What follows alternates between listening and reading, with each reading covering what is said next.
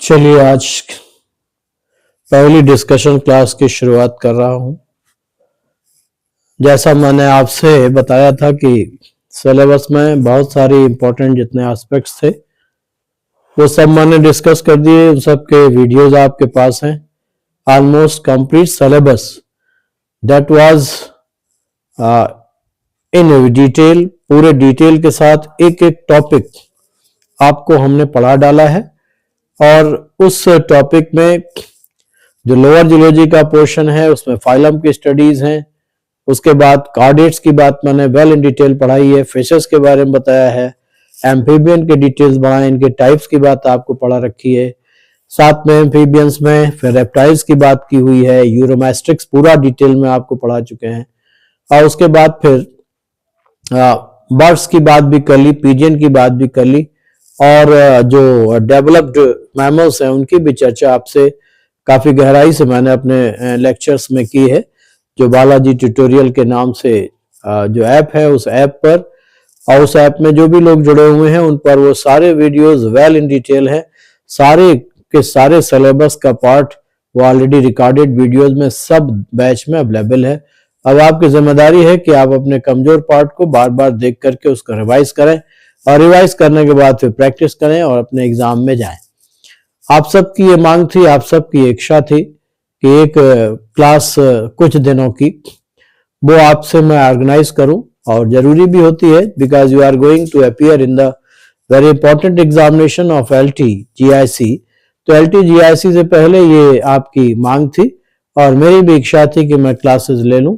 तो आज से उसका शुभारंभ कर रहा हूं, आज से मैं इसकी शुरुआत कर रहा हूं। और इसमें याद रखिएगा कि मैं जितने टॉपिक्स पढ़ा चुका हूं उन सबको कवर करने का पूरा प्रयास करूंगा, और जहां पे जो जो महत्वपूर्ण बिंदु हैं, जहां से क्वेश्चंस बनने की उम्मीद होती है, उस पार्ट को जरूर हाईलाइट करूंगा, जिससे आप उस पार्ट को विशेष रूप से रिवाइज करके जाएं और एग्जामिनेशन में क्वेश्चंस भी वहां से काफी बनते हैं। उसकी भी बात मैं आपको यहाँ पर बताने वाला हूं। तो वीडियोस में आप इस क्लास में आप बने रहिएगा, देखते रहिएगा। और बाद में जो इसका एक शेड्यूल है वो शेड्यूल भी मैंने आपको भेज दिया है रिवीजन क्लास में। क्रैश कोर्स का स्टडी मटेरियल आप ओपन करेंगे, स्टडी मटेरियल में ही ये पड़ा हुआ है कि किस तरीके से पहले दिन फिर दूसरे दिन, इस तरीके से 10-12 दिन का पूरा शेड्यूल है, जिसमें पूरे सिलेबस का ऑलमोस्ट जो खास पार्ट है उसका डिस्कशन मैं करने की कोशिश करूंगा।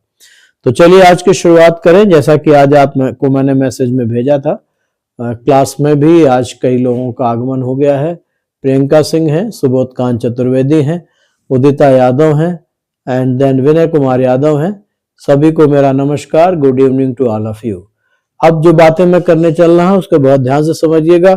You all are my old students, अब आप पुराने विद्यार्थी हैं। आप सब जानते हैं कि सारी चीजें मैंने पढ़ा रखी हैं। वैशाली सिन्हा, सोनम चौहान, उनका भी आगमन हो गया है। सभी को गुड इवनिंग, सभी को बहुत बहुत नमस्कार। आइए बात शुरू करता हूं, रैपिडली चलूंगा, और जहां विशेष बात अगर आपको कुछ कहनी होगी आप अपना मैसेज जरूर भेज दीजिएगा।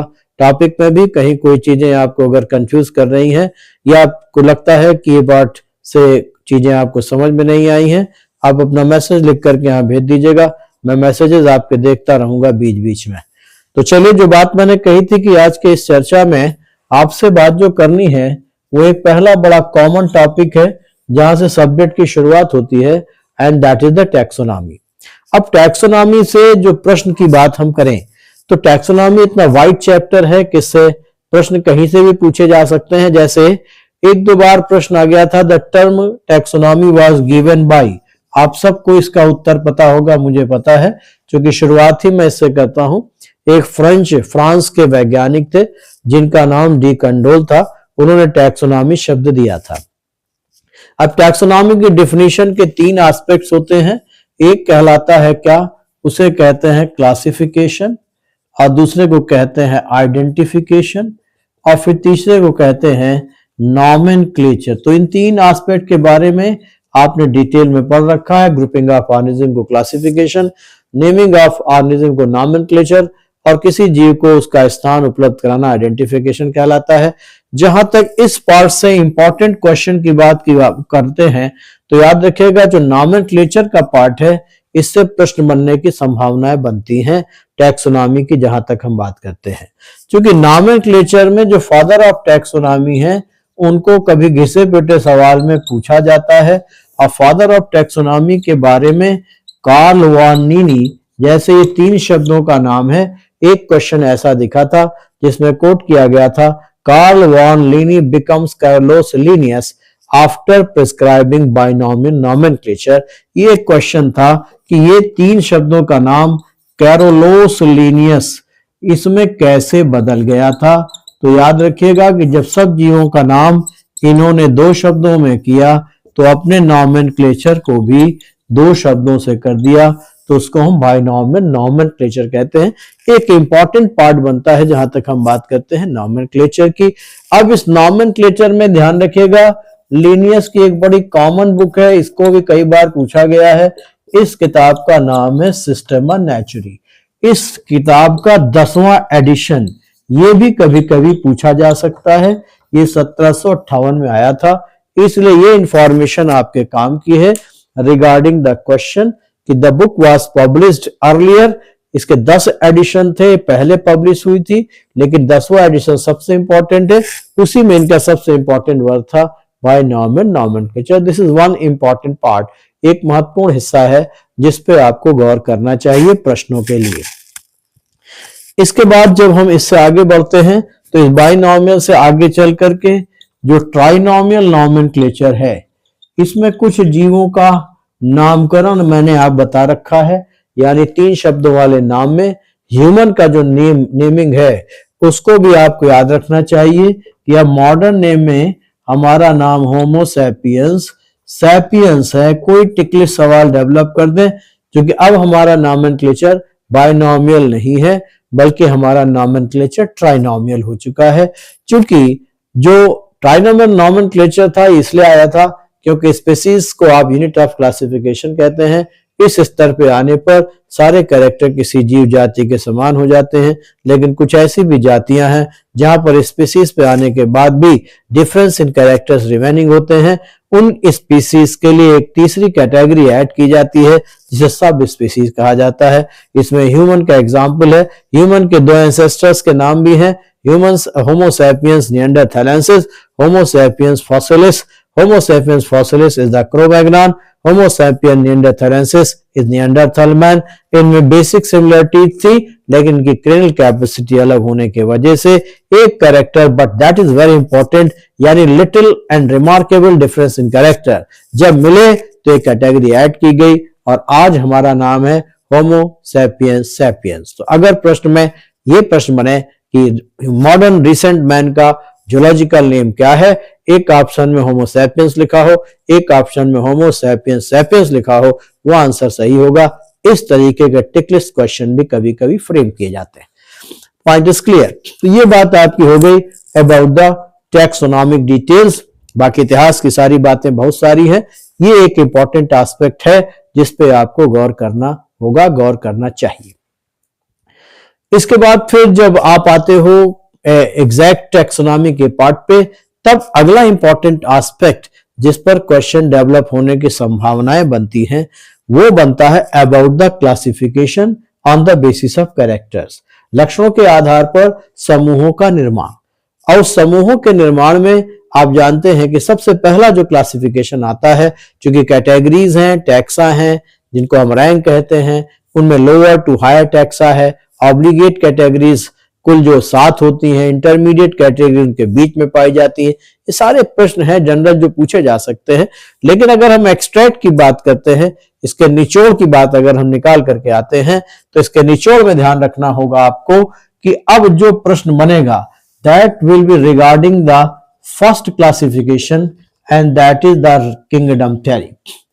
यानी जब हम क्लासिफिकेशन के सिद्धांतों के आधार पर जीवों का वर्गीकरण करने पर आते हैं, तो उसमें पहली कैटेगरी जिसको हम हाईएस्ट कैटेगरी कहते हैं, और उस हाईएस्ट कैटेगरी के ऊपर भी एक कैटेगरी आपको मैं बता चुका हूं, and that is the domain, उसको हम लिविंग वर्ड कहते हैं। तो लिविंग वर्ड का फर्दर कोई डिवीजन नहीं होता, लेकिन जो किंगडम हमारी हाईएस्ट कैटेगरी है उसमें पहला एक्सेप्टेड सिद्धांत आता है जिसको हम किंगडम थ्योरी कहते हैं, और इस किंगडम थ्योरी में ये नाम इंपॉर्टेंट है जिसको याद करना है आपको, WM विटेकर। इन्होंने 5 किंगडम थ्योरी दी थी। तो 5 किंगडम थ्योरी इज इंपॉर्टेंट। जहां तक प्रश्नों की बात आती है तो आपको 5 किंगडम थ्योरी के विषय में जो महत्वपूर्ण बात मैंने आपको बताई है उसको ध्यान में रखना है। प्रश्न जहां तक बनते हैं तो याद रखिएगा, एक प्रश्न बनता है कि these 5 kingdoms are made on the basis of, ये 5 किंगडम किसके आधार पर बने हैं, तो ध्यान रखना है यहां पर these 5 kingdoms are created basically on the basis of 3 most important characters. यानी 5 किंगडम जो बने उस 5 किंगडम के निचोड़ में आपको ये 3 कैरेक्टर्स याद रखने हैं, और 3 कैरेक्टर्स मैं आपको बता चुका हूं। एक तो हो गया सेलुलर स्ट्रक्चर, दूसरा हो गया बॉडी ऑर्गेनाइजेशन, और तीसरा हो गया मोड ऑफ न्यूट्रिशन। ये 3 आपको कैरेक्टर याद रखने हैं। कभी कभी यही प्रश्न बनता है, ये 3 फंडामेंटल कैरेक्टर्स हैं and 1 character is already included and that is what, phylogeny. एक लक्षण इसमें जुड़ा होता है और उसे हम क्या कह देते हैं, उसे फाइलोजेनी या एवोल्यूशनरी हिस्ट्री कहते हैं। बट ये 3 का ग्रुप है। सेल स्ट्रक्चर, कितनी तरह की कोशिकाएं हैं ये सब आपको पता है, बता चुका हूं। प्रोकैरियोटिक, यूकैरियोटिक, बॉडी ऑर्गेनाइजेशन में यूनिसेलुलरिटी, मल्टीसेलुलरिटी, और मोड ऑफ न्यूट्रिशन बहुत तरह का होता है। होलोफेटिक से शुरू होता है, होलोफेटिक, पैरासिटिक, एटसेट्रा एटसेट्रा, जैसा बताया। तो एक ये पार्ट है जिस पर प्रश्न दिखता है विटेकर के किंगडम में। और बाकी घिसा पिटा सवाल बता चुका हूं कि 5 किंगडम का नाम पूछेंगे, Monera, Protista, Fungi, Plantae and Animalia. ये एक इंपॉर्टेंट पार्ट इसका एक्सट्रैक्ट है, इस पे गौर करके आप जाएंगे, इसको मान के चलेंगे कि ऐसे सवाल हैं जो इस पे पूछे जा सकते हैं। बाकी फाइलोजेनी का एक नया टर्म भी याद आता है, ये भी एक आध बार पूछा गया था, इसे क्लैडिस्टिक्स कहा जाता है। तो इवोल्यूशनरी हिस्ट्री के लिए on the basis of evolutionary history जो ग्रुप्स क्रिएट किए जाते हैं, जो वर्गीकरण किया जाता है, उसके लिए एक नया टर्म दे रखा है, उसे क्लैडिस्टिक्स भी कहा जाता है। ठीक है, ये बात आपकी होती है अबाउट द किंगडम थ्योरीज की। उसके बाद जब हम फाइनल फर्दर क्लासिफिकेशन पे आते हैं तो हम एक एक ग्रुप की बात करते हैं। मोनर्स में बैक्टीरिया के बारे में आप जानते हैं, बैक्टीरियल सेल का structure, bacteria classification, you bacteria जिसको हम ट्रू बैक्टीरिया कहते हैं, आर्की बैक्टीरिया, ओल्ड बैक्टीरिया कहते हैं। इस तरीके का जो क्लासिफिकेशन, उस पर 2-1 प्रश्न है। बाकी बैक्टीरिया अपने आप बॉटनी में जो पढ़ाया जाता है उस पर सारे क्वेश्चन हैं जो बन सकते हैं। इसी तरीके से हम प्रोटिस्टा की बात करते हैं तो प्रोटिस्टन में जितना भी प्रोटोजोवन आता है that is included with the protista. तो प्रोटिस्टन क्लासिफिकेशन में प्रोटोजोवन क्लासिफिकेशन याद रखिए। उसके बाद फंजी में जो फंजी के डिटेल्स हैं उसकी खास बातों को याद रखना है। प्लांट का क्लासिफिकेशन जो बेसिकली आपने पढ़ रखा है उसको याद रखेंगे। एनुअल क्लासिफिकेशन में स्टोरर यूसेंजर का क्लासिफिकेशन जो बता रखा है, उस क्लासिफिकेशन की अगर हम बात करते हैं यानी किंगडम एनिमैलिया से, तो यहां जरूर याद रखिएगा एक क्वेश्चन जो बहुत पूछा जा सकता है, that is what about the protostomia and deuterostomia. तो प्रोटेस्टोमिया और ड्यूटेरोस्टोमिया ये एक बीच का क्लासिफिकेशन है, क्योंकि जब हम किंगडम एनिमैलिया की बात करते हैं तो एनिमैलिया से फाइलम के बीच में कई इंटरमीडिएट कैटेगरीज हमको मिलती हैं। तो एनिमैलिया से हम फाइलम तक आते हैं on the basis of many characters, बहुत सारे लक्षण जो आपको मैं सब पढ़ा चुका हूं। और उसमें ही एक इंटरमीडिएट कैटेगरी का नाम है प्रोटेस्टोमिया एंड ड्यूटेरोस्टोमिया, जिसमें आप एम्ब्रियोनिक कैरेक्टर्स की बेसिस पर ग्रुप क्रिएट करते हैं। तो प्रोटेस्टोम, ड्यूटेरोस्टोम, जिसमें 2 स्पेसिफिक कैरेक्टर हैं, एक को आप कहते हो स्पाइरल एंड डिटर्मिनेट क्लीवेज, दूसरे को आप कहते हो रेडियल इनडिटर्मिनेट क्लीवेज। एक में ब्लास्टोपोर फॉर्म्स माउथ, एक में ब्लास्टोपोर फॉर्म्स एनस। ये बहुत इंपॉर्टेंट क्वेश्चन है जो बार बार पूछा जाता है। आप इसके पूरे डिटेल्स जो मैंने आप बताया उसको जरूर पढ़ के जाइएगा as far as the kingdom theories are concern, और किंगडम एनिमैलिया की बात जहां तक आती है उसके लिए। तो प्रोटेस्टोम, ड्यूटेरोस्टोम ये 2 मेन पार्ट्स हैं जिस पर आपको जरूर गौर करना होगा। क्लियर? अब आपसे आगे बढ़ता हूं।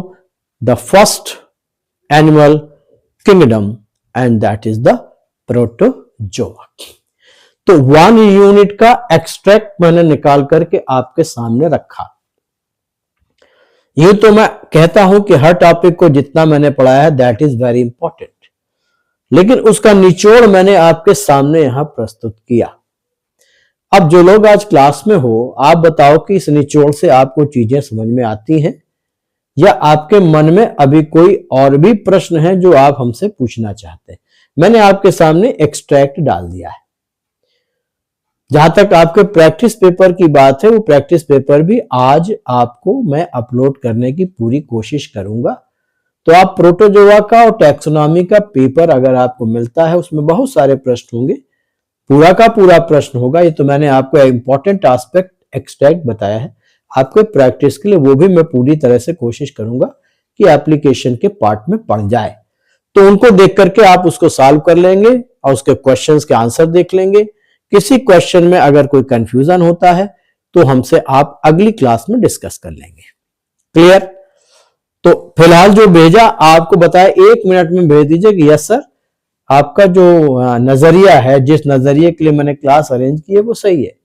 Just send your message. ये एक्सट्रैक्ट समझ रहे हैं आप कि नहीं समझ रहे? जो बातों पर मैंने प्रकाश डाला है आप समझ पाए? पढ़ेंगे तो आप सब कुछ, लेकिन दिमाग में मान के चलेंगे कि ये प्रश्न आ सकता है।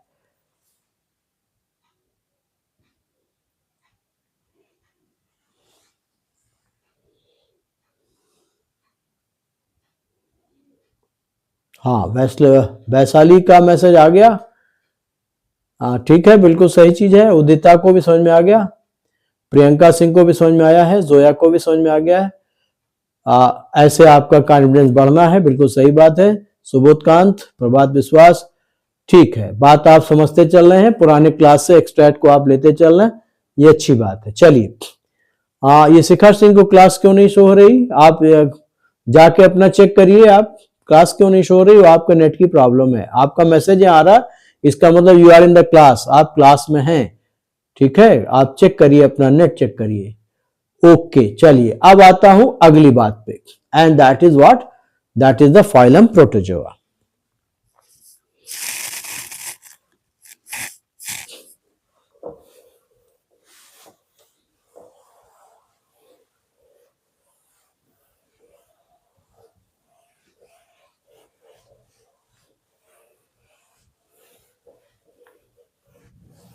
Protozoa, Arthropoda, Annelida. These three are the biggest phylum. ये सबसे बड़े फाइलम है in context of the type details. इसलिए ध्यान रखिएगा कि इन तीनों से क्वेश्चन की वैरायटीज बहुत ज्यादा आती हैं, बहुत तरह के प्रश्न हैं जो यहां बनते हैं।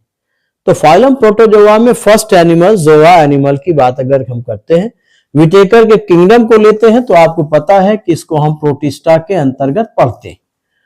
अब सवाल आता है कि अब हम इसके कैरेक्टर्स का डिस्कशन आपसे नहीं कर रहे। जो कैरेक्टर्स हैं वो कैरेक्टर्स आपने पढ़ लिए, कैरेक्टर जनरल कैरेक्टर्स मैंने आपको सब पढ़ा रखे हैं। अब ये फर्स्ट एनिमल है, मोस्ट प्रिमिटिव है, वन सेल्ड बॉडी है, सारा सेल की फिजियोलॉजी सेल की मेटाबॉलिज्म के जैसी है।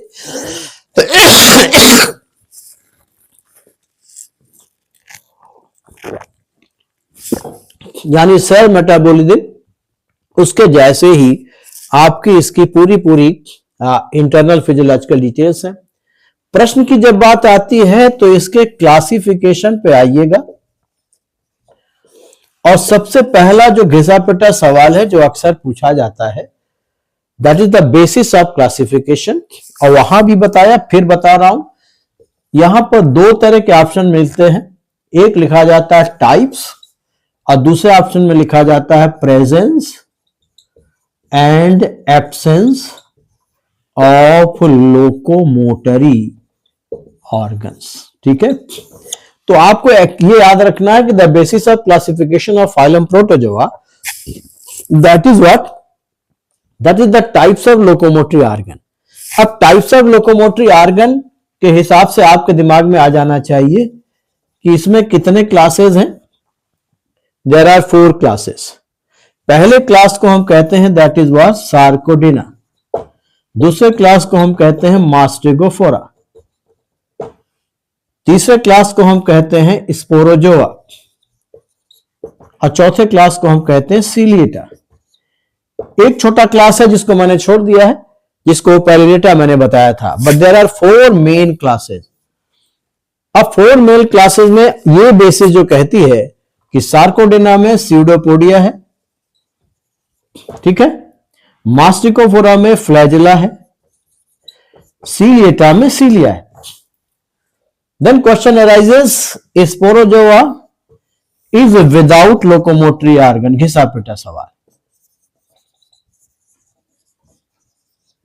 विदाउट लोकोमोटरी ऑर्गन, और जब विदाउट लोकोमोटरी ऑर्गन हुआ तो यहीं से प्रश्न आया, क्यों इसमें लोकोमोटरी ऑर्गन नहीं होते? क्योंकि इसमें सभी जीव कैसे होते हैं?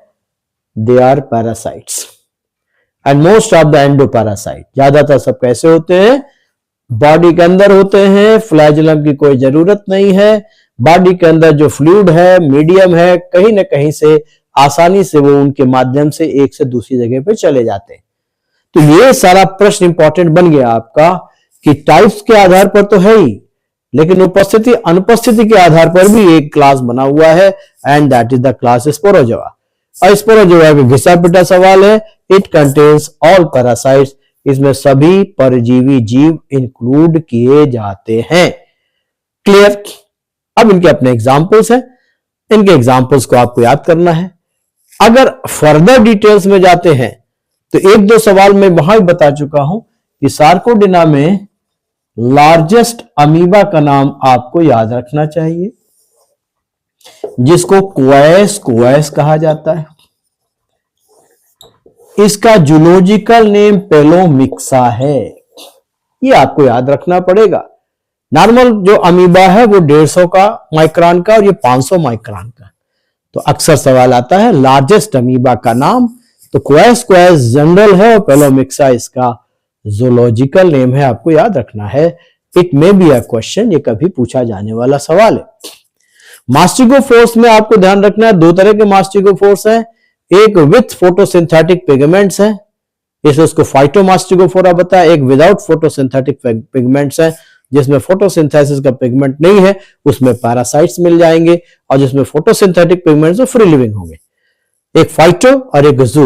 अब फाइटो में जब आप आओगे तो मास्टिकोफोरा में फिर एक काम का जीव मिलेगा, प्रोटोजोआ शोइंग बायोल्यूमिनेसेंस। इसमें वो ग्रुप्स मिल जाएंगे जिनको डायनोफ्लैजेलेट्स आप कहते हैं। आप याद रखिएगा, इंपॉर्टेंट है, बहुत इंपॉर्टेंट है, वहां भी मैंने अपने लेक्चर में बोल रखा है। तो डायनोफ्लैजेलेट्स में सिरेटियम है, गोनिया लक्स है, नॉक्टिलुका है, इनमें पिगमेंट मिलता है जिसको हम लूसीफेरिन कहते हैं, और ये लाइट इमिटिंग होता है, जैसे जुगनुओं में होता है। इसलिए protozoan showing bioluminescence, that will be one important question as far as classification is concern. तो इसको ध्यान में रखना है आपको कि बायोल्यूमिनेसेंट प्रोटोजोवन किस ग्रुप को बिलोंग करते हैं? फाइटोमास्टिकोफोर्स है, डायनोफ्लैजेलेट्स है, और उसके कुछ एग्जांपल्स हैं, उसका नाम याद रखेंगे। उसी में एक इकोनॉमिक इंपॉर्टेंस वाला जीव भी मैंने बता रखा है आपको, जो ह्यूमंस में एक डिजीज काज करता है, जिसमें एक केमिकल रिलीज करता है प्रोटोजोवन, जिसका नाम सेक्सीटॉक्सिन है, वो नाम गोनिया लक्स का है। तो that will be a important question. Disease का नाम PSP है, पैलेटिक शेलफिश पॉइजनिंग, शेलफिश में कलेक्ट होता है, सब डिटेल बताएं, and that is one important aspect. वो एक महत्वपूर्ण पार्ट है जो प्रश्नों के रूप में आपसे पूछा जा सकता है। That will be one important part, ठीक है। ऐसे ही जो सार्कोडेना के भी कुछ एग्जांपल्स हैं, उनमें भी the protozoan providing the petroleum, वो भी मैंने आपको क्लासिफिकेशन में बता रखा है। तो वो भी इकोनॉमिक इंपॉर्टेंस का पार्ट है कि वो पेट्रोलियम, यानी जो ऑर्गेनिज्म है वो शेल्ड प्रोटोजोवंस होते हैं, समुद्रों में पाए जाते हैं। उनमें जो जीव होता है वो उसके नीचे दब जाता है, और कुछ दिनों के बाद वहां से हमको क्या मिलता है? पेट्रोलियम मिलता है। उनको हम ऊजिंग प्रोटोजोवंस कहते हैं, प्रोटोजोवन ऊज प्रोड्यूस करता है। तो एक क्वेश्चन ये भी आपको ध्यान रखना है, प्रोटोजोवन ऊज क्या होता है? और इसी प्रोटोजोवन ऊज से ही हमको क्या मिलता है? It provides petroleum. तो ये भी एक क्वेश्चन है। अच्छा प्रश्न अगर बनेगा तो ये प्रश्न भी अपना स्थान पा सकता है। ठीक है, ये भी एक इंपॉर्टेंट पार्ट है। बाकी सीलिएट्स के साथ कोई बहुत स्पेसिफिक पार्ट्स नहीं है। सीलिएट्स में दो तरह के सीलिएट्स आप पढ़ते हैं, एक में पैरामीशियम का नाम है, उसका क्लासिफिकेशन है, that is not as much important as important these two things. एक तो ऊजिंग वाला प्रोटोजोवन ऊज किससे बनता है, और पेट्रोलियम प्रोवाइडिंग कौन कौन से मेंबर्स है, सब आपके वीडियोस में भी है, सब आपके नोट्स में भी लिखा हुआ है। That may be a question. तो this is the extract part of the classification. ये वर्गीकरण का निचोड़ है जिस पर आपको विशेष गौर रखना है। इनसे सवालों की उत्पत्ति संभव है, इनसे प्रश्न पूछे जा सकते हैं, और बाकी क्लासिफिकेशन का जो प्रश्न होगा that will B regarding the parasites. जो डिफरेंट पैरासाइट्स हैं इसमें, वो पैरासाइट्स के अपने जूलॉजिकल नेम, उनका होस्ट कौन है, उनसे डिजीज कौन सी हो रही है। मैंने पूरे स्पोरोजोआ के सारे पैरासाइट्स के नाम आपको लिखे हुए हैं। दैट में भी इंपॉर्टेंट। तो एक पार्ट और आप कह सकते हैं कि हम किस चीज को अलग से पढ़ करके जाएं, तो आपको पैरासाइट्स, प्रोटोजोवन पैरासाइट्स को पढ़ के जाना चाहिए। ठीक है, बिकॉज प्रोटोजोवन पैरासाइट्स आपको मिलेंगे या फिर हेलामिन्थ पैरासाइट्स मिलेंगे, यानी दो ऐसा ग्रुप है जिसमें परजीवी ढेर सारे पाए जाते हैं, other than the viral and the bacterial parasite. तो वायरस को छोड़ दीजिए, बैक्टीरिया को छोड़ दीजिए, फंगल पैरासाइट्स को छोड़ दीजिए, तो आपको अगर एनिमल किंगडम की बात करनी है तो उसमें प्रोटोजोवन पैरासाइट्स एक अपना बड़ा स्थान बनाते हैं। दूसरा ग्रुप जो होता है दैट इज द हेलामिन्थ पैरासाइट, जिसमें प्लैटीहेलमिन्थीज है और एस्केलहेलमिन्थीज है। तो क्लासिफिकेशन के एक्सट्रैक्ट का पार्ट क्लियर हो गया आपको। बस एक सेकंड में अपना मैसेज भेज दीजिए, जिससे मुझे अपनी ट्रैक जो मैं लेके चल रहा हूं समझता चलूं, because today is the first class और हमारे इस लेक्चर का निचोड़ आप पकड़ते चल रहे हैं, जिससे कम टाइम में ज्यादा बातें आप तक चली जाएं। एक छोटा वीडियो बने जिसमें मैक्सिमम काम की चीजें मिले। चलिए ठीक है, सबका मैसेज आ गया, यानी जिस ट्रैक पे हम चल रहे हैं उस ट्रैक को आप पकड़ के चल रहे हो, ये अच्छी बात है। चलिए ठीक है, इसको आपने समझ लिया है। अब आइए हम अपने थर्ड पार्ट पे आते हैं, एंड दैट इज अबाउट, यानी जो अब हम आपसे चर्चा करने चल रहे हैं that is about the type details. ठीक है, अब चलिए तो टाइप डिटेल्स पर आते हैं हम, यानी जो टाइप्स हम लेके चल रहे हैं। तो टाइप डिटेल्स की बात,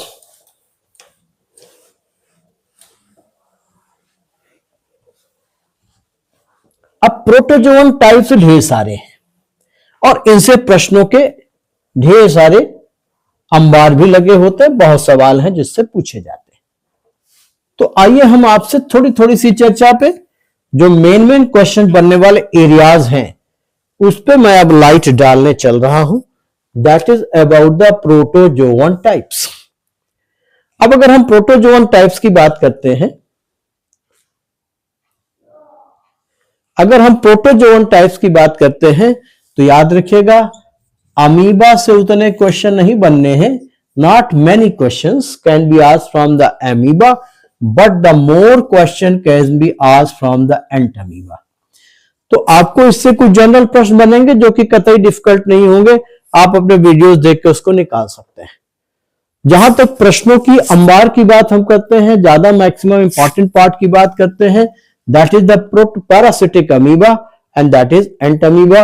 और इस एंट अमीबा की प्रजातियों में सबसे प्रश्न पूछे जाते हैं, यानी एंट अमीबा हिस्टोलिटिका से क्वेश्चन बना हुआ है, एंट अमीबा जिंजीवालिस से क्वेश्चन बना हुआ है, एंट अमीबा कोलाई से क्वेश्चन बना हुआ है। तो यानी तीनों स्पीसीज पर क्वेश्चन बनेंगे, इसलिए इंपॉर्टेंट पार्ट मान के चलेंगे आप। जैसे हिस्टोलिटिका वाले पार्ट से पहला क्वेश्चन बहुत घिसा पिटा है अबाउट द हैबिटेट का, जो कि ये जो जीव होता है इसको मैंने लिखाया है क्या, हिस्टोजोइक पैरासाइट। यानी ये पैरासाइट के अगर हिसाब से, जैसे हमने कहा कि प्रोटोजोवन और हेलामिन्थ ये दो पैरासिटिक ग्रुप्स हैं, तो जहां ये जीव रहता है यानी होस्ट और पैरासाइट, इनकी रिलेशनशिप के आधार पर एक क्लासिफिकेशन है। और उसमें 3 शब्द मैंने आपको लिखाए हैं, एक हिस्टोजोइक है, दूसरा सीलोजोइक है और तीसरा साइटोजोइक है।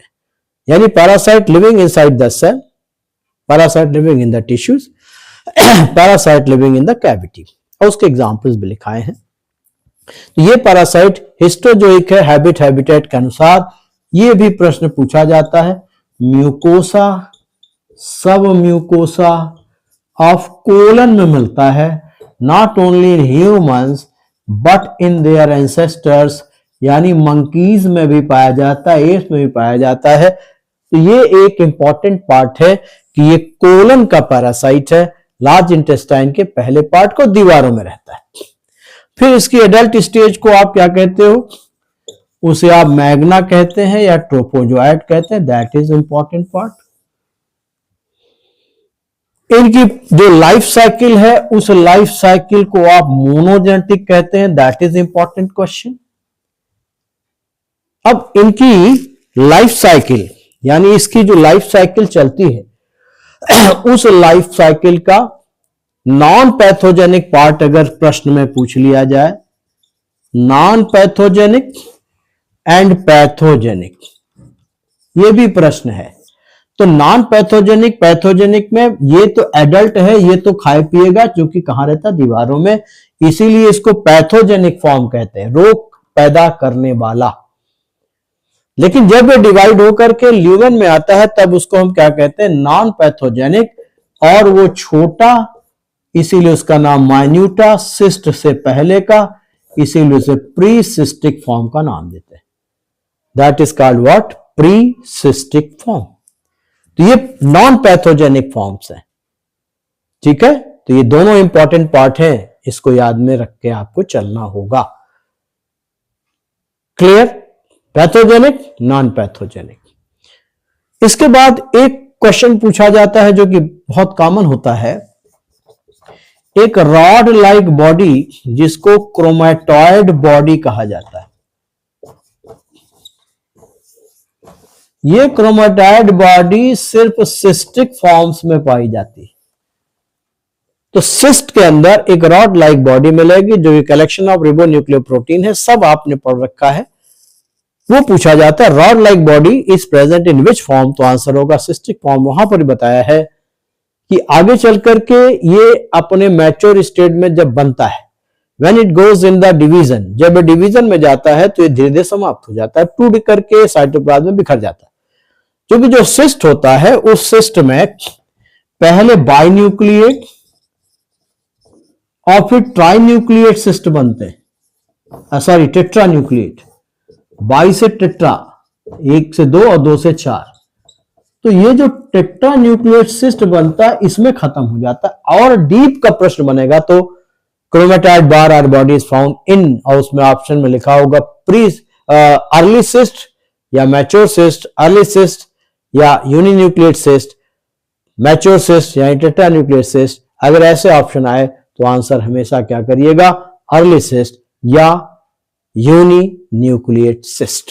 This is one good question that can be asked. Clear.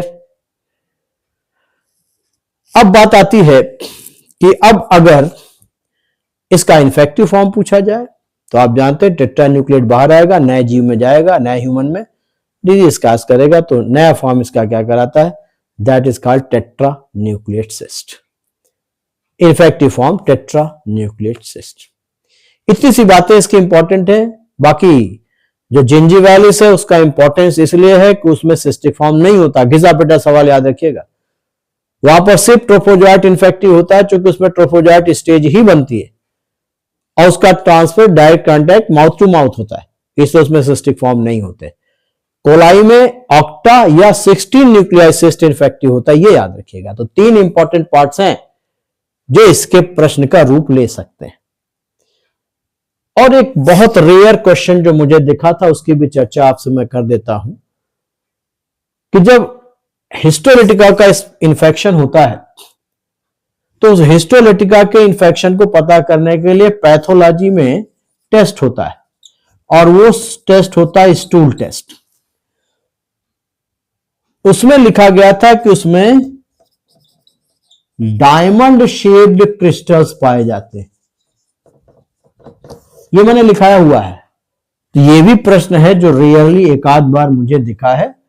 तो उसके इस टूल टेस्ट में presence of diamond shaped crystal, जिसका एक स्पेसिफिक नेम है, लेक्चर्स में देखिएगा, वो प्रश्न भी आप ध्यान में रख के जाएंगे। क्लियर? और बाकी इसके ट्रीटमेंट में याद रखिएगा एंटीबायोटिक्स यूज होती हैं, क्योंकि यह भी आपको मैंने क्लियर किया हुआ है कि जब पहला प्राइमरी इन्फेक्शन प्रोटोजोआ का होता है हिस्टोरिटिका केस में, मगर सेकेंडरी इन्फेक्शन किसका होता है? बैक्टीरिया का हो जाता है, क्योंकि जब वहां घाव है तो उस घाव को बैक्टीरिया कई गुना बढ़ा देता है।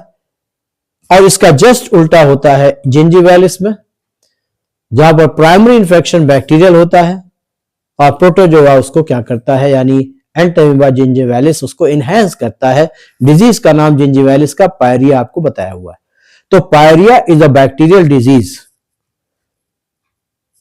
Amoebic dysentery is a protozoan disease, क्योंकि अमीबिक डिसेंट्री का प्राइमरी इन्फेक्शन प्रोटोजोआ से है, पायरिया का प्राइमरी इन्फेक्शन बैक्टीरिया से है। Amoebiasis is increased enhanced by bacteria, while pyorrhea is enhanced by protozoa. ये सब प्रश्नों का लैंग्वेज समझ के आप चलिएगा, क्योंकि इस तरह के अच्छे सवाल आते हैं और आप अगर मुझसे पढ़ के जा रहे हैं तो सवाल कतई आपके गलत नहीं होने चाहिए। Point is clear? ये बात आपकी हो गई about the amoeba and Entamoeba. Amoeba को मैंने बता दिया जैसा जनरल है उसमें से कभी दो एक प्रश्न बन जाए, इस पार्ट पे हमने फोकस किया, इसलिए इसको कायदे से तैयार करेंगे आप। ये पहला जो ग्रुप था उसकी बात की, यानी कि सार्कोडेना की। अब सार्कोडेना के बाद जो दूसरा क्लास आता है प्रोटोजोआ में, and the second class is the Mastigophora. अब उस मास्टिगोफोरा में भी एक फ्री लिविंग है और एक पैरासिटिक ग्रुप है। एक को आप फाइटोमास्टिगोफोर कहते हैं, दूसरे को आप ज़ूमास्टिगोफोर कहते हैं। तो यानी मास्टिगोफोरा की अगर बात कर रहे तो इसमें आपको एक फाइटोमास्टिगोफोरा जो मिलेगा यूग्लिना होगा। अब इस यूग्लिना के स्ट्रक्चर से आपको कुछ प्रश्न मिलने की उम्मीद करता हूं, या इसकी संरचना से कुछ प्रश्न हैं। जैसे एक बार पूछा गया था, in Euglena how much flagellum are present, तो आप कहेंगे there are two flagellums, one is long and other is small. Small flagellum is limited to reservoir, जो कि एंटीरियर एंड का एक प्रोजेक्शन होता है। एक ये पार्ट है जो बाय द वे कभी दिख जाए तो प्रश्न में स्ट्रक्चर की बात मैं आपसे कर रहा हूं। उसके बाद उसका एक और इंपॉर्टेंट एस्पेक्ट है, वो एस्पेक्ट है प्रेजेंस ऑफ क्रोमैटोफोर्स। और ये सवाल पूछा गया था और ये मैंने पहले से बताया हुआ था, सवाल बाद में आया था। इस क्रोमैटोफोर में क्लोरोफिल ए होता है, क्लोरोफिल बी होता है और बीटा कैरोटीनाइड्स होते हैं। यही सवाल एक बार पूछ लिया गया था। तो स्ट्रक्चर से बेस्ड प्रश्न यूग्लिना से मिलने की उम्मीद ज्यादा है, इसको आप याद रखेंगे। ये इनके फोटोसिंथेटिक पिगमेंट्स हैं। उसी तरीके से एक एपरेटस को भी याद रखिएगा, कभी उसको पूछ लें, इसे फोटो सेंसिटिव एपरेटस का नाम देते हैं। इसमें दो चीजें आपको पता होंगी, एक को हम कहते हैं आई स्पॉट या स्टिग्मा का नाम आपने पढ़ा है, वहां लिखा हुआ है, और दूसरा प्रोजेक्शन होता है जिसको पैराफ्लैजेलर बॉडी कहा जाता है। अब इन दोनों के पिगमेंट लिखे गए हैं, एक का नाम लैक्टोफ्लाविन है, दूसरे का नाम हिमेटोक्रोम है। ये लाइट की तरफ यूग्लिना को जाने के लिए स्टिमुलस देते हैं, इसलिए इसको हम फोटोसेंसिटिव एपरेटस कहते हैं। सो दिस इज इंपॉर्टेंट कि जैसे वहां पिगमेंट पूछा, यहां पर कोई प्रश्न इस पार्ट से आ जाए तो इसका भी नाम आपको याद रखना है। ये सब डिटेल लेक्चर में आपके सामने लिखा हुआ। तो स्ट्रक्चर से ये बात आती है, और इसमें जो पैरामाइलॉन ग्रेन्यूल्स हैं, ये भी काफी घिसा पिटा सवाल है। ये स्टार्च के ग्रेन्यूल्स होते हैं और स्टार्च ट्रू स्टार्च नहीं होता, ये भी सवाल है घिसा पिटा जो पूछा जाता है। इसका मतलब इसके स्ट्रक्चर में भीतर कोई ना कोई चेंजेस होते हैं। तो इसके स्ट्रक्चर में भीतर की तरफ जो चेंजेस होते हैं ट्रू स्टार्च नहीं होता। क्यों नहीं होता? Because never turns blue when treated with what? Iodine. Iodine के साथ ये नीला रंग नहीं शो करता। That may be a question. ये एक सवाल है जो पूछा जा सकता है, इसलिए जरूर ध्यान में रखिएगा कि पैरामाइलिन ग्रेन्यूल जो सर्कुलर बॉडीज हैं, ढेर सारी होती है, स्टार्च कलेक्शन को शो करता है। और अगर इसमें प्रोटीन सेंट्रली प्लेस्ड हो जो कि एल्गी में पाया जाता है, उसको पायरेनॉइड कहा जाता है। तो ये आपको ध्यान रखना है कि पायरेनॉइड ये इसमें नहीं है, ये एल्गी में मिलता है और ये प्रोटीन का कलेक्शन होता है। स्टार्च कलेक्शन को हम ये कहते हैं। ये इतना पार्ट जो है इसका इंपॉर्टेंट स्ट्रक्चरल एक्सट्रैक्ट है जिस पर प्रश्न पूछे जाने की पूरी संभावनाएं बनती। बाकी फिजियोलॉजी में ऐसा है सच कोई विशेष पार्ट इसमें है भी नहीं और न ही पूछा जाता है। लोकोमोटरी ऑर्गन आपको पता है। हाँ, अब जो प्रश्न अगर बनेगा तो उसमें याद करिएगा रिप्रोडक्शन से कि इसमें भी सिर्फ ए सेक्सुअल रिप्रोडक्शन अमीबा के जैसा होता है और इस ए सेक्सुअल रिप्रोडक्शन को हम क्या कह देते हैं? That reproduction is called what? Binary fission. But ये लॉन्गिट्यूडिनल होता है और जो सिलिएटा होता है उसमें ट्रांसवर्स होता है। ये चीजें आपको ध्यान रखनी। It has longitudinal binary fission. ये इसका एक इंपॉर्टेंट पार्ट रिप्रोडक्शन से रिलेटेड है। बाय द वे कोई प्रश्न विकसित हो जाए तो ध्यान में रखेंगे। It is about the Euglena. इसके बाद का जो मैटर आया that is about the protozoan mastigophore parasites. अब अगर पैरासाइट्स की बात देखते हो तो इसमें दोनों नाम के सारे पार्ट इंपॉर्टेंट है, उसको बिल्कुल मत छोड़िएगा।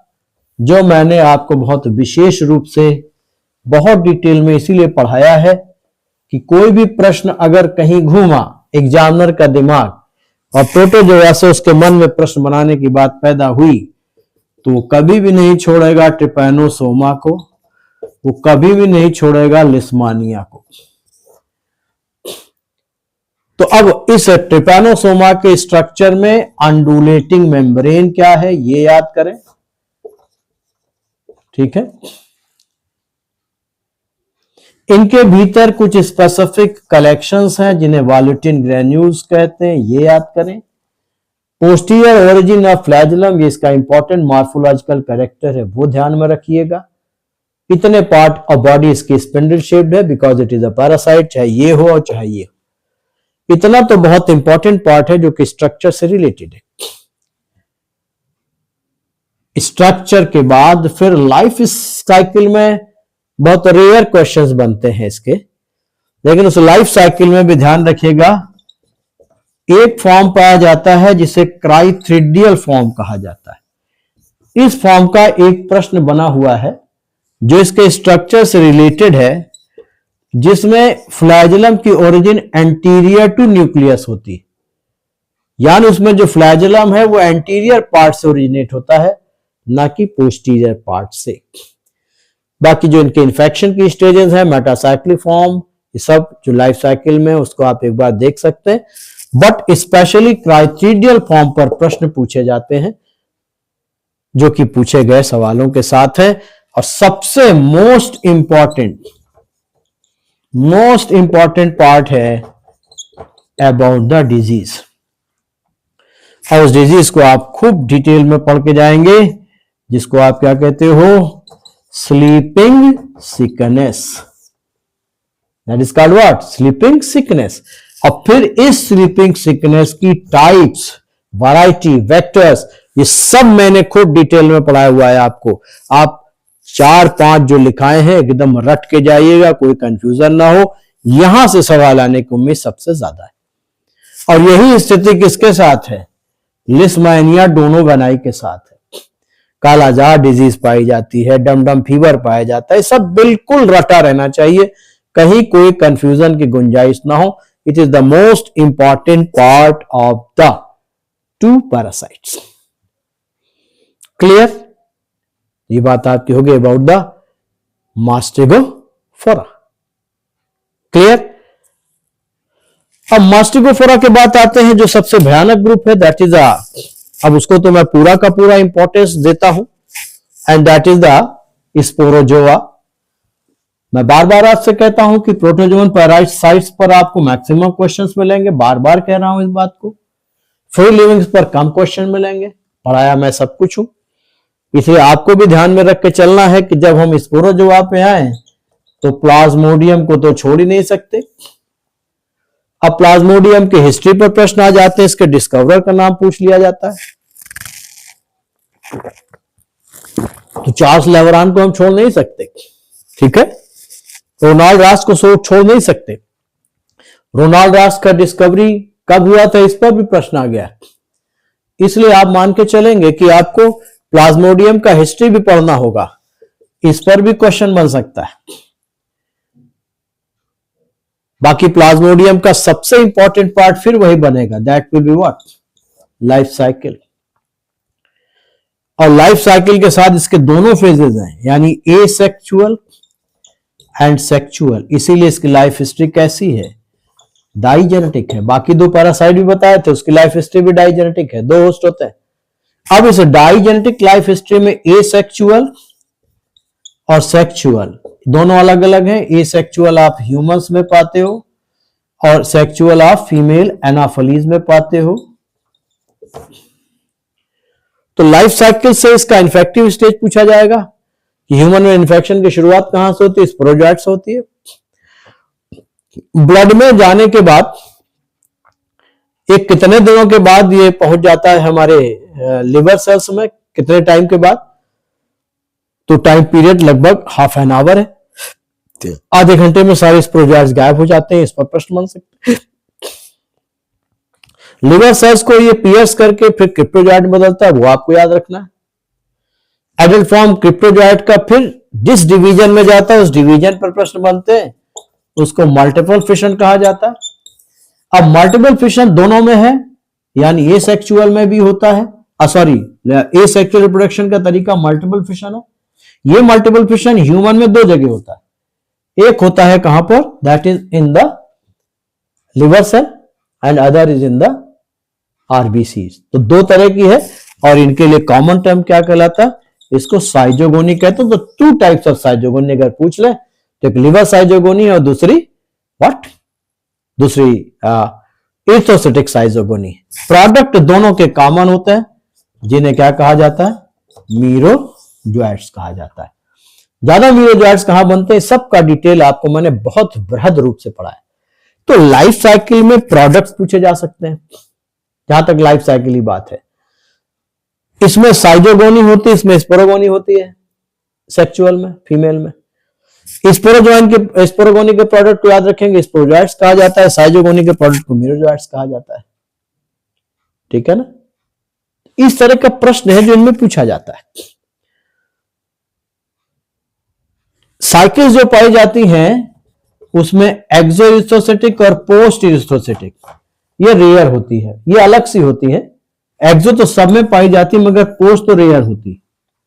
अब दोनों का डिफरेंस आप क्लियर करके तब जाएगा, लैंग्वेज में अगर क्वेश्चन आ जाए तो आप आसानी से कर पाए। एक्सो इरिथ्रोसिटिक से एक सवाल बनेगा तो फैल्सीपरम का नाम आएगा, और मैंने लिखा हुआ है, घिसा पिटा सवाल है। प्लाज्मोडियम फैल्सीपरम में एक्सो इरिथ्रोसिटिक साइकिल नहीं होती। एक साइकिल प्री इरिथ्रोसिटिक साइकिल है, एक एक्सो इरिथ्रोसिटिक साइकिल है, एक इरिथ्रोसिटिक साइकिल है, तीन ये मेन साइकिल्स हैं। तो प्री इरिथ्रोसिटिक और इरिथ्रोसिटिक साइकिल सारी वैरायटीज में होती हैं कॉमन। एक्सो इरिथ्रोसिटिक साइकिल जो होती है वो फैल्सीपरम में नहीं होती, बाकियों में एक्सो इरिथ्रोसिटिक साइकिल भी पाई जाती है। इस वजह से फेटल इसे कहा जाता है, क्योंकि इससे ज्यादा आरबीसीज कम टाइम में डैमेज हो जाती है। ये आपको ध्यान में रखने की चीज है, जो प्रश्न है वो इससे पूछा जाता है। प्रोडक्ट सबको याद रखने हैं। एक्सो प्री इरिथ्रोसिटिक साइकिल का प्रोडक्ट क्रिप्टोजोइट है, फिर वो आरबीसीज में जाएगा। आरबीसी में भी जो ट्रोफोजोइट अगर पूछा जाए कि ट्रोफोजोइट इसका कहां बनता है, तो इस ट्रोफोजोइट को आप अमीबॉयड स्टेज के रूप में याद करेंगे। तो आरबीसीज में इसका ट्रोफोजोइट बनता है, इसीलिए इसका जो कंडीशन है वो साइटोजोइक है, क्योंकि सेल के अंदर डेवलप होता है, इसकी पूरी साइकिल सेल के अंदर ही चलती है। तो अमीबॉइड फॉर्म बनेगा, वो फीडिंग करेगा, एडल्ट पूरा बन करके तैयार रहेगा, फिर उसमें साइजोगोनी होगी, साइजोगोनी से फिर मीरोजोइड्स बनेंगे, उनको साइजोजोइड्स भी कहा जाता है, सब आप पढ़ चुके हो। तो ये एस्पेक्ट्स ध्यान में रखने हैं कि कौन सा पार्ट कहां होता है, उससे प्रश्न बनते हैं। और बाकी ऊकाइनिट के बारे में पूछ लेते हैं कि ऊकाइनिट क्या होता है। इसको मोटाइल जाइगोट कहा जाता है। ये रेयर कंडीशन है, जाइगोट कभी मूव नहीं करता, लेकिन इसका ऊकाइनिट बनता है। ये ऊकाइनिट कहां बनता है? That is developed in the lumen of the what? Female Anopheles के ल्यूमेन में कैविटी में बनता है। यही पियर्स करके ऊसिस्ट बनाता है, और फिर उस ऊसिस्ट में स्पोरोगोनी होती है, स्पोरोजोइड बनता है। लाइफ साइकिल सबने पढ़ रखा है, इस प्रश्न को ध्यान से रखेंगे। और एक जो इंपॉर्टेंट बात बताई थी आपको कि इसमें सारी की सारी स्टेजेस कैसी होती हैं? हैप्लॉइड होती हैं। सिर्फ 3-4 स्टेजेस को छोड़ करके जब जाइगोट बनता है, ऊकाइनिट बनता है, ऊसिस्ट बनता है, यही डिप्लॉइड होती है, बाकी हैप्लॉइड होती है। इसीलिए इसमें कहानी उल्टी आपको मिली थी कि यहां पर पोस्ट जाइगोटिक मियोसिस पाई जाती है, जाइगोट बनने के बाद मियोसिस पाई जाती है। ये सवाल भी एक अच्छा सवाल है जो कभी पूछा जा सकता है। पोस्ट जाइगोटिक मियोसिस को ही हमने क्या नाम दिया था? It was sporogony. इसको स्पोरोगोनी का नाम हम देते हैं, ठीक है ना। ये पार्ट है जो लाइफ साइकिल से आपको घुमा फिरा के प्रश्न बना सकता है। उसके बाद एक बड़ा घिसा पिटा सवाल है, उस समय बताया, फिर आप बता रहा हूं। First stage is sexual cycle develops in, यानी सेक्सुअल साइकिल जो होती है वो फीमेल एनाफोलिस में होती है, मगर उसकी पहली स्टेज ह्यूमन ब्लड में ही डेवलप हो जाती है। और उस स्टेज को आप क्या नाम देते हैं? उस स्टेज को गैमीटोसिस्ट कहा जाता है। आगे का डेवलपमेंट इसलिए नहीं होता क्योंकि इसको कम तापमान चाहिए, जो कि मॉस्किटो की गट में मिलता है। तो गैमीटोसिस्ट का जो स्टेज है वो ह्यूमन ब्लड में बन जाता है। इसलिए एक प्रश्न बन गया, first stage is sexual cycle develops in. तो आप ध्यान में रखेंगे उसको, और उसको आप आसानी से कर लेंगे। गैमीटोसिस्ट का शेप अलग अलग वैरायटीज में, और याद रखिएगा इनकी स्टेजेस में मैंने 4 तरह की वैरायटीज में कुछ स्पेसिफिक कैरेक्टर्स भी कोट किए, जिसमें आपको मैंने हीमोजॉइन ग्रेन्यूल्स बताया है, याद करें आप उसको। माउरस डॉट्स बताए हैं, सुफनस डॉट, माउरस डॉट, जीमेंस डॉट, ये अलग अलग वैरायटीज में है, किस तरह की भी आपको बता चुका हूं। तो वो स्थिति आप ध्यान में रखेंगे चारों वैरायटीज का डिफरेंशिएशन का। और उसी में शेप ऑफ गैमीटोसिस्ट को भी याद रखेंगे। ये शेप ऑफ गैमीटोसिस्ट फैल्सीपरम में एक बार पूछा गया था। ये फैल्सीपरम में कैसा होता है? अर्धचंद्राकार यानी सेमी ल्यूनर शेप्ड। बाकियों में ओवल होता है, अंडाकार या सर्कुलर, मगर अर्धचंद्राकार semi lunar shaped, it is found in the Plasmodium फैल्सीपरम।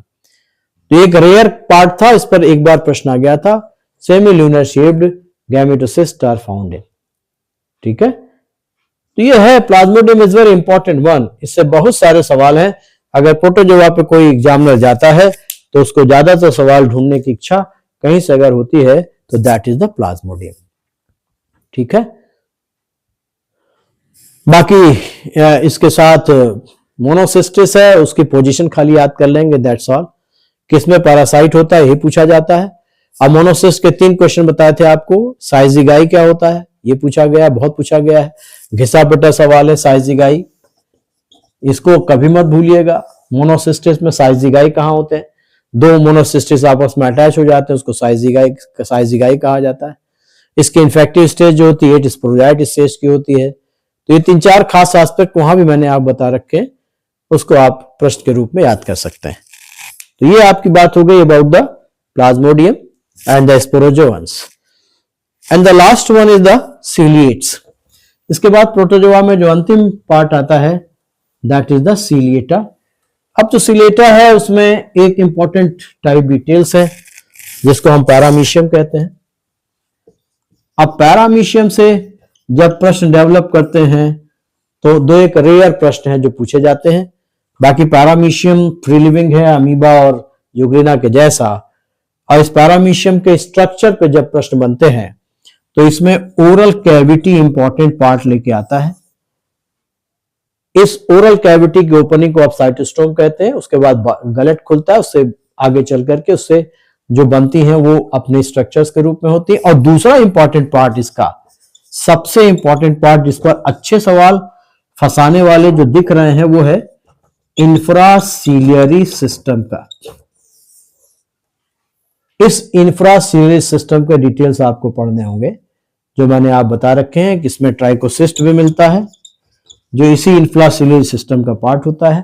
Trichocyst का काम होता है अटैचमेंट का। जब पैरामीशियम चलते हैं तो सरफेस पर अटैच होने में इसका अपना स्पेसिफिक रोल होता है। तो ट्राइकोसिस्ट सीलिया की पोजीशन और सीलिया में जो मूवमेंट होता है उसके लिए जो काइनेटोडेस्मेटा का एक टर्म है, जो स्ट्रिप होती है अंदर से, इनके जो ग्रैन्यूल्स होते हैं, जैसे सीलिया ओरिजिनेट होता है इसे बेसल ग्रैन्यूल्स कहते हैं, they are attached with them, उसको काइनेटोडेस्मेटा कहते हैं। वो सारा पार्ट इंफ्रासीलियरी सिस्टम का, उसे जरूर याद रखिएगा। और एक सिस्टम इसका, वो भी मैंने आप बता दिया है, सिल्वर लाइन सिस्टम। ये भी एक घिसा पिटा सवाल है और इसी के साथ जुड़ा हुआ है, जिससे अक्सर पूछा जाता है, तो आप उसको भी देखिएगा। सीलिया का ओरिजिन, उससे इंपॉर्टेंट क्वेश्चन बनते हैं। बाकी दूसरा इंपॉर्टेंट पार्ट इसका जो बनता है कि इसमें जो सीवी होती है, कॉन्ट्रैक्टाइल वैक्यूल, ये दो होती है, एक एंटीरियर और एक पोस्टीरियर। इसमें से कौन सी कॉन्ट्रैक्टाइल वैक्यूल तेज काम करती है, फास्टर? तो पोस्टीरियर तेज काम करती है क्योंकि वाटर उसके भीतर एंटर करता है। ये भी सवाल है जो अक्सर पूछा जाता है। उसके बाद इसमें टाइप ऑफ न्यूक्लियस आपको जो बताया है स्ट्रक्चर में, एक न्यूक्लियस बड़ा होता है उसको मैक्रोन्यूक्लियस कहते हैं, जो छोटा होता है उसको माइक्रोन्यूक्लियस कहते हैं। दोनों के नाम अलग अलग हैं। इसको रिप्रोडक्टिव जनरेटिव न्यूक्लियस कहते हैं, इसको ट्रॉफिक न्यूक्लियस कहते हैं, इसको फिजियोलॉजिकल न्यूक्लियस कहते हैं। इसमें पॉलीप्लॉइड क्रोमोसोम्स पाए जाते हैं, इसमें डिप्लॉइड क्रोमोसोम्स होते हैं। ये रिप्रोडक्शन में भाग लेता है, ये फिजियोलॉजी कंट्रोल करता है। ये भी एक इंपॉर्टेंट क्वेश्चन है जो पूछा जाता है अबाउट द न्यूक्लियस।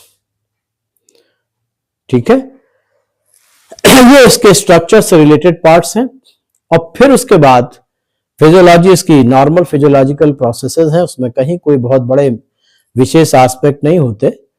तो फिजियोलॉजी से रिलेटेड कोई बहुत इंपॉर्टेंट क्वेश्चन नहीं दिखता कि इससे बहुत ज्यादा पूछा जाएगा। मूवमेंट वगैरह पूछ लेते हैं कि इसमें सीलियरी मूवमेंट होता है, दो तरह का स्ट्रोक पाया जाता है, मैंने सब बता रखा है, वो तो कभी भी कोई भी उससे आ जाए। फिर इसका इंपॉर्टेंट पार्ट आता है अगेन रिप्रोडक्शन। तो पैरामीशियम में क्या पूरा पढ़ के जाओ आप, स्ट्रक्चर पढ़ के कायदे से जाओ और रिप्रोडक्शन पढ़ लो। और रिप्रोडक्शन में भी जो सेक्सुअल रिप्रोडक्शन मैंने बता रखा है, वो सेक्सुअल रिप्रोडक्शन इंपॉर्टेंट पार्ट है जिसको कॉन्जुगेशन कहा जाता है। कॉन्जुगेशन के इंटरमीडिएट स्टेज पे प्रश्न पूछे जाते हैं। तो कॉन्जुगेशन में मैंने आपको उस लेक्चर में सारे पार्ट्स बताए हुए हैं कि ये भाग ऐसा है जहां से प्रश्न बनता है, उसको पढ़ के जाइए। बाकी ट्रांसवर्स बाइनरी फिशन में दो टर्म है जिस पर प्रश्न पूछा गया है, and they are the product of what. वो प्रोडक्ट है किसके? वो प्रोडक्ट है पैरामीशियम के, डॉटर पैरामीशिया। एक पैरामीशिया का नाम होता है प्रोटर और दूसरे का नाम होता है ऑपिस्थे। ये भी एक बार पूछ लिया गया था। प्रोटर जो पैरामीशिया होता है उसमें एंटीरियर कॉन्ट्रैक्टाइल वैक्यूल होती है, दूसरी बाद में बनती है जब एडल्ट में बदलता है। क्योंकि ये ट्रांसफर बाइनरी फिशन में पैरामीशियम इस तरीके से बीच से दो भागों में बढ़ जाता है।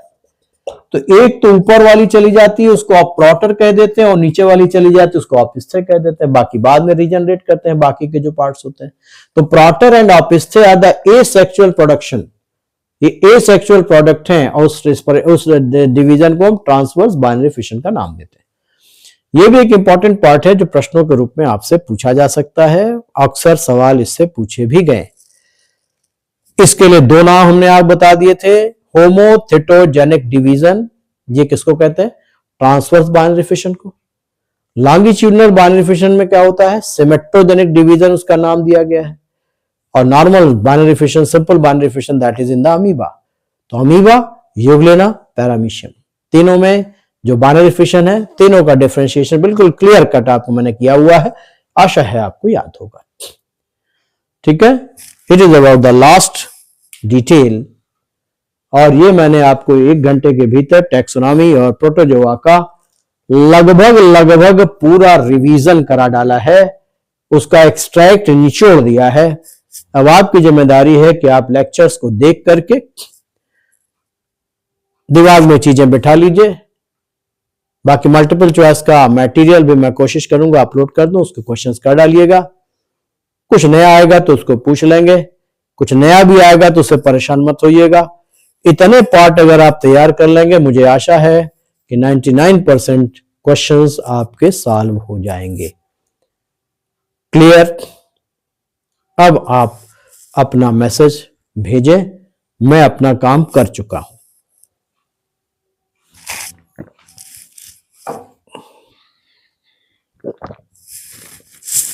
अब आप अपने मैसेज भेजें कि आपको ये जो मैंने एक सेशन आपका आज 1 घंटे का अरेंज किया, इससे आपके दिमाग में चीजें रिकॉल हो गई होंगी।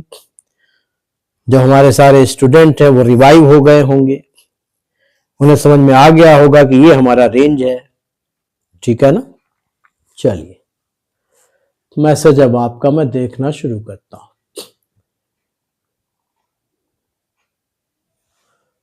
चलिए, श्वेता सिंह का मैसेज आया है, बहुत अच्छे से रिवाइज हो गया, इसका मतलब मैं अपने काम में सफल हुआ। अगर आपने इसको कर लिया तो बहुत अच्छी बात है।